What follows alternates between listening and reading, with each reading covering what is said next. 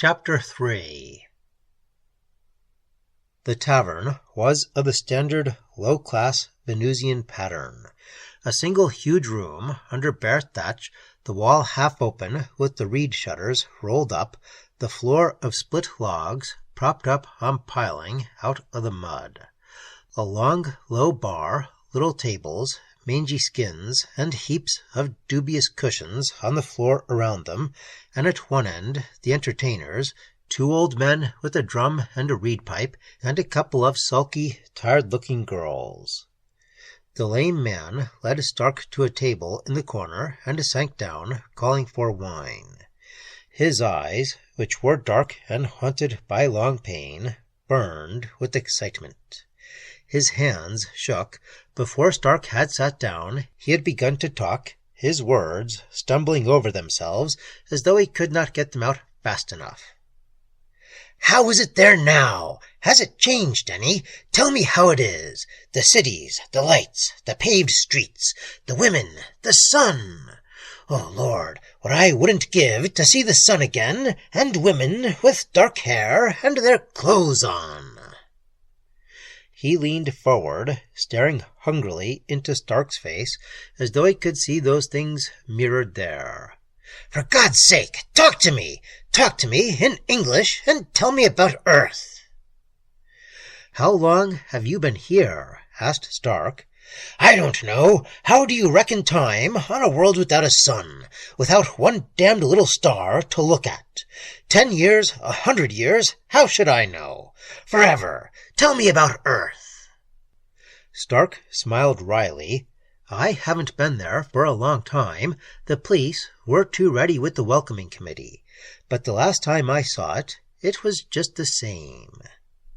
The lame man shivered. He was not looking at Stark now, but at some place far beyond him.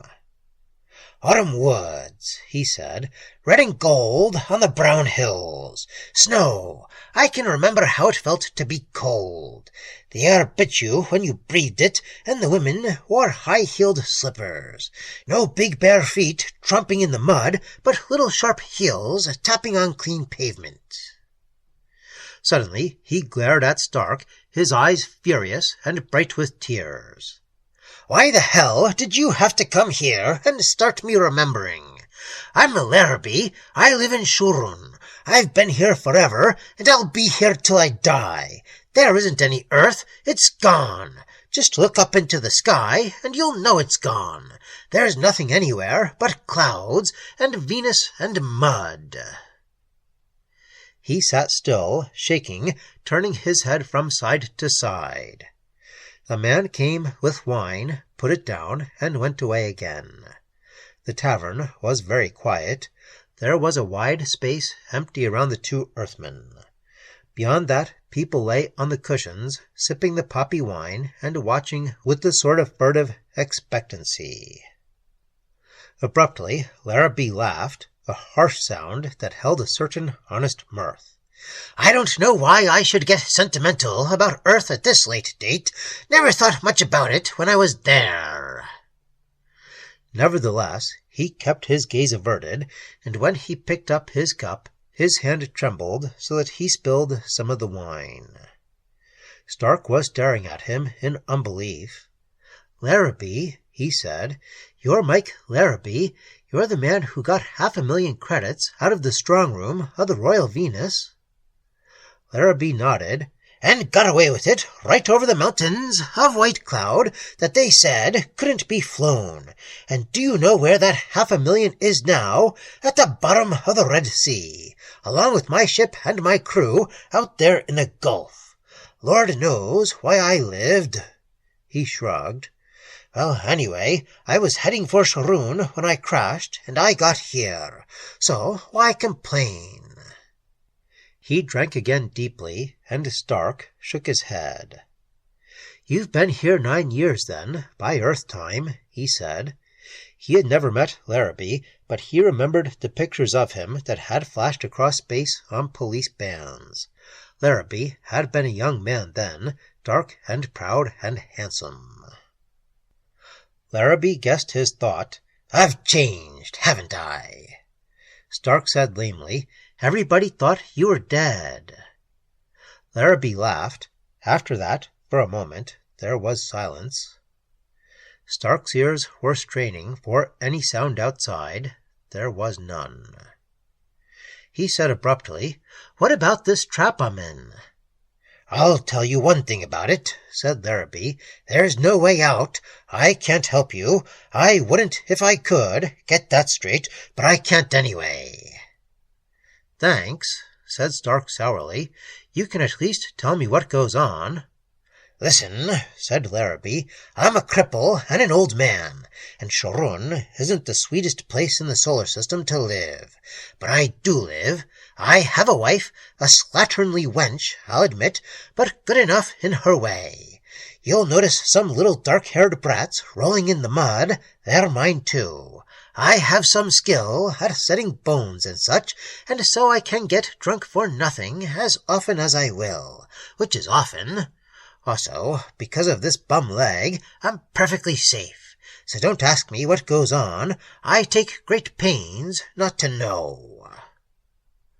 Stark said, "Who are the Lahari?" "Would you like to meet them?" Larrabee seemed to find something very amusing in that thought. "Just go on up to the castle. They live there. They're the lords of Shorun, and they're always glad to meet strangers." He leaned forward suddenly. "Who are you, anyway? What's your name, and why the devil did you come here?" "My name is Stark, and I came here for the same reason you did." "Stark," repeated Larrabee slowly, his eyes intent. "That rings a faint bell.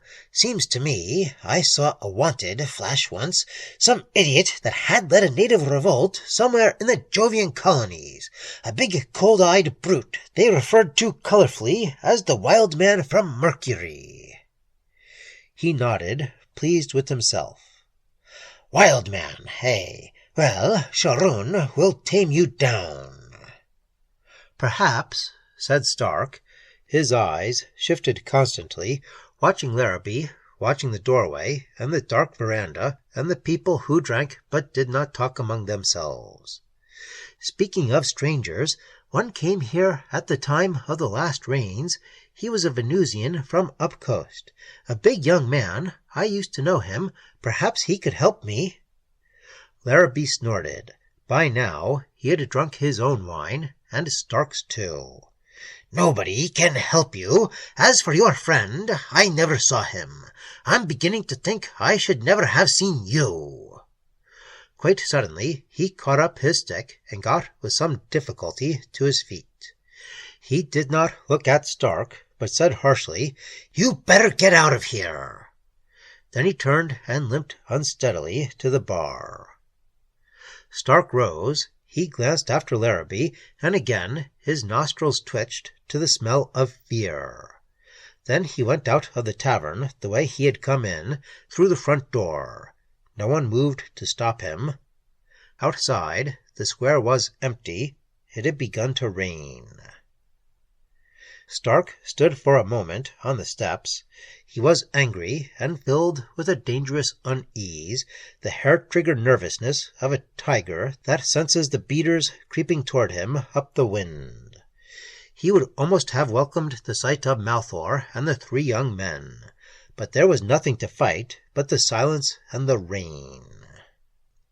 He stepped out into the mud, wet and warm around his ankles. An idea came to him, and he smiled, beginning now to move with a definite purpose along the side of the square. The sharp downpour strengthened. Rain, smoked from Stark's naked shoulders, beat against thatch and mud with a hissing rattle. The harbor had disappeared behind boiling clouds of fog, where water struck the surface of the Red Sea and was turned again instantly by chemical action into vapor. The quays and the neighboring streets were being swallowed up in the impenetrable mist. Lightning came with an eerie bluish flare, and thunder came rolling after it. Stark turned up the narrow way that led toward the castle. Its lights were winking out now, one by one, blotted by the creeping fog. Lightning etched its shadowy bulk against the night, and then was gone. And through the noise of the thunder that followed, Stark thought he heard a voice calling. He stopped, half crouching, his hand on his gun. The cry came again, a girl's voice, thin as the wail of a sea-bird through the driving rain. Then he saw her, a small white blur in the street behind him, running, and even in that dim glimpse of her, every line of her body was instinct with fright.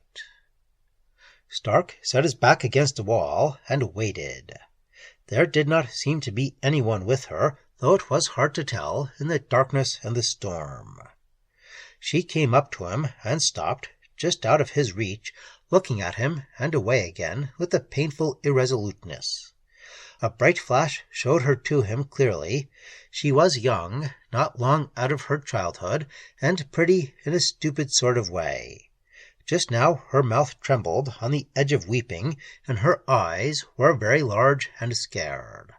Her skirt clung to her long thighs, and above it her naked body, hardly flushed into womanhood, glistened like snow in the wet. Her pale hair hung dripping over her shoulders. Stark said gently, "What do you want with me?" She looked at him, so miserably like a wet puppy that he smiled, and as though that smile had taken what little resolution she had out of her, she dropped to her knees, sobbing. "I can't do it," she wailed. "He'll kill me, but I just can't do it." "Do what?" asked Stark. She stared up at him. "Run away," she urged him. "Run away now. You'll die in the swamps, but that's better than being one of the lost ones." She shook her thin arms at him. "Run away!"